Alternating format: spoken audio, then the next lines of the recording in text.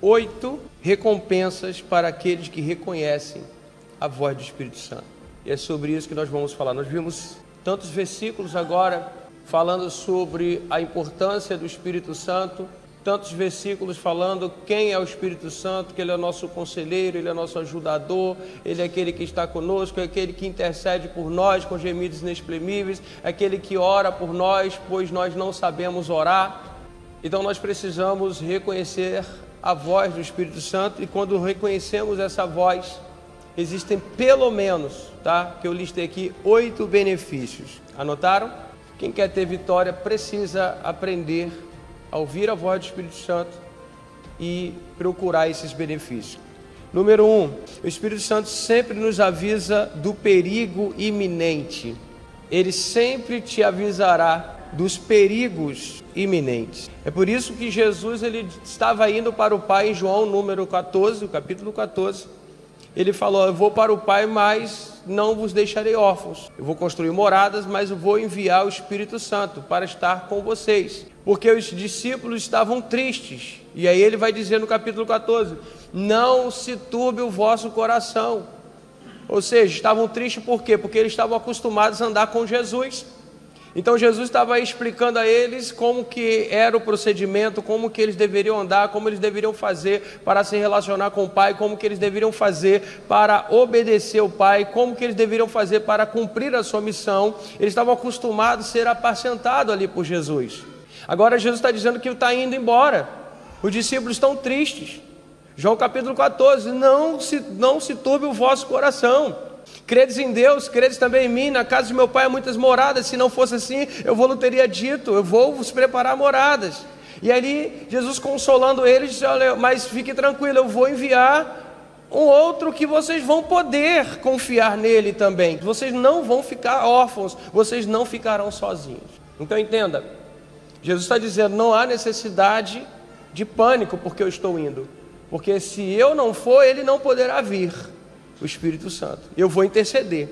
No dia de Pentecostes, no capítulo 2 de Atos, nós podemos ver isso. O Espírito Santo, cumpre-se a promessa, o Espírito Santo desce. E ele passa, ao invés de habitar em um único homem, porque o Espírito Santo até então ele habitava no único homem. Quem era? Jesus. O Espírito Santo habitava no único homem, Jesus.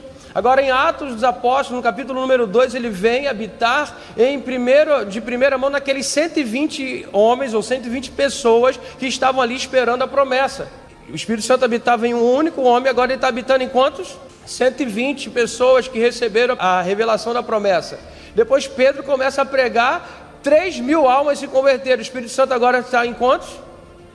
3.120. Depois, na segunda pregação de Pedro, mais 4.000 almas se convertem a Jesus. Agora o Espírito Santo está em quantos? 7.120. E aí, continuou multiplicando. O Espírito Santo foi habitando em todos. Parece até que eles tentaram acabar com Jesus, mataram Jesus na cruz, mas não conseguiram, né? Porque eles mataram, mas Jesus se entregou, na verdade. Jesus ressuscitou o terceiro dia, e aí aconteceu um problema. Eles tentaram, você já entendeu, tentaram matar Jesus para eliminar um problema, e agora eles estão com 7.120 problemas, porque a igreja não parou, a igreja continuou avançando, a igreja continuou prosseguindo. Por quê? Porque o Espírito Santo estava lá, o Espírito estava cuidando, o Espírito estava protegendo, o Espírito estava falando, o Espírito estava trazendo comunhão, o Espírito estava trazendo milagres, o Espírito estava trazendo maravilhas no meio dele, o Espírito estava fazendo coisas assim maravilhosas. Sabe que Pedro e João, diante da porta formosa, tinha um paralítico. E aí o que ele disse? Paralítico pedindo dinheiro, e disseram assim: não tenho ouro, não tenho prata, mas o que eu tenho eu te dou, levanta-te e anda em nome de Jesus. O paralítico andou. Então aquilo que antes só acontecia na vida de Jesus como homem, agora passa a acontecer também na vida dos apóstolos e daqueles outros que estavam cheios do Espírito Santo. Então entenda, número 1, o Espírito vai te avisar de perigos iminentes. Você vai reparar, quando você lê o livro de Atos, que o Espírito Santo direcionava Paulo, o Espírito Santo falava: olha, você vai para tal lugar, lá eles vão tentar te prender, lá eles vão tentar te matar. O Espírito Santo estava sempre avisando eles. Lembro de uma história muito conhecida de um pastor temente a Deus, era um pastor de uma grande igreja, e o que aconteceu?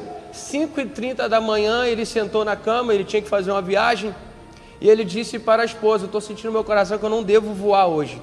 Eu não devo. Só que ele tinha um compromisso, e ali ele ficou entre a cruz e a espada.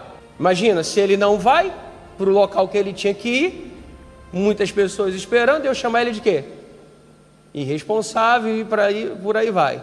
Se ele fica, ele obedecia a voz do Espírito Santo, mas ele estava naquela dúvida, porque a voz do Espírito Santo fala assim, ela é suave e meiga, educada. O Espírito Santo, ele fala conosco gentilmente. E aí que está muitas vezes o engano. Nós não estamos acostumados com educação, nós não estamos acostumados com uma voz serena, nós não estamos acostumados com uma voz mansa, uma voz tranquila. Quando você pensa na voz de Deus, você pensa na voz de Deus como? Pensa em Deus falando aí, como é que você pensa na voz? É como você vê nos filmes, né? Aquela voz forte, quase que um trovão, e sai fogo para um lado, para o outro, e a gente pensa na voz de Deus assim. E aí sabe o que acontece? Muitas vezes essa voz vem e nós ficamos pensando que nós estamos ouvindo coisas. Essa voz vem e muitas vezes nós ficamos achando que é voz da nossa cabeça, do nosso pensamento. Pode ser também, é por isso que confunde muitas vezes. E aí esse pastor não reconheceu a voz do Espírito Santo e ele assumiu o compromisso devido à pressão muitas vezes. Por exemplo, na segunda-feira, quantos aqui vão ter que ir para o trabalho? Levanta a mão. Imagina se você ouve uma voz dizendo assim, não vai. Teu patrão está lá te esperando, está tudo esperando. Se você não for, imagina a pressão na terça-feira. E aí você fica como, né? Não, tem que manter o compromisso. Agora, quando nós ouvimos realmente a voz do Espírito Santo, nós temos que obedecer. O pastor foi e horas depois saiu nas notícias que o avião que ele estava caiu e ele morreu.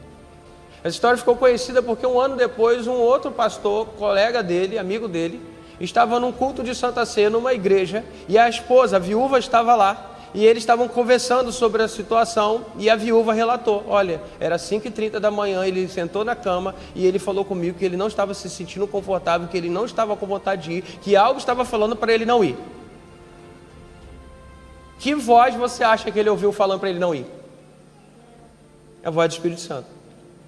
Só que muitas vezes nós estamos tão ocupados ou tão preocupados, nós estamos com a nossa agenda tão cheia, nós estamos tão preocupados com o que vão falar sobre nós ou de nós, tão preocupados com a opinião dos outros ou de tantas outras coisas, tão preocupados muitas vezes com a nossa reputação ou com nossas finanças, ou seja lá o que for, que nós rejeitamos a voz do Espírito Santo. E a Bíblia diz, se hoje ouvides a voz do Espírito Santo, não endureçais o vosso coração. Lembro eu que muitos anos atrás, eu estava indo do trabalho, onde eu estava trabalhando, para casa, estava indo de autocarro, e Deus falou assim comigo, não vai por ali, vai pelo outro caminho, e o outro caminho demorava muito mais, em vez de eu pegar um autocarro, eu teria que pegar 2 ou 3, eu sei que eu fiz uma rota muito maior, e quando eu cheguei no outro lado, quando eu fui sair de um autocarro e entrar no outro, Deus mandou entregar um recado para uma mulher que eu nunca vi na vida. Eu falei, olha, Deus está mandando dizer isso e isso na rua, assim, igual um louco. Aí que eu entendi o motivo pelo qual eu me desviei daquela rota. Depois eu entrei no autocarro e fui embora. Quando eu cheguei, eu descobri que o autocarro que eu iria pegar na outra rota foi assaltado. Ou seja, além de eu receber a voz de Deus, mandando eu falar para uma mulher algo de Deus, ele me livrou de um assalto. Você está entendendo isso? Então, o Espírito Santo, nós precisamos aprender a ouvir a voz do Espírito Santo, porque o Espírito Santo nos avisa de perigos iminentes. Quando você está sensível à voz do Espírito Santo, ele te avisará. Então, Deus fala quando nós estamos com os ouvidos atentos para ouvir a voz dele. Número 2.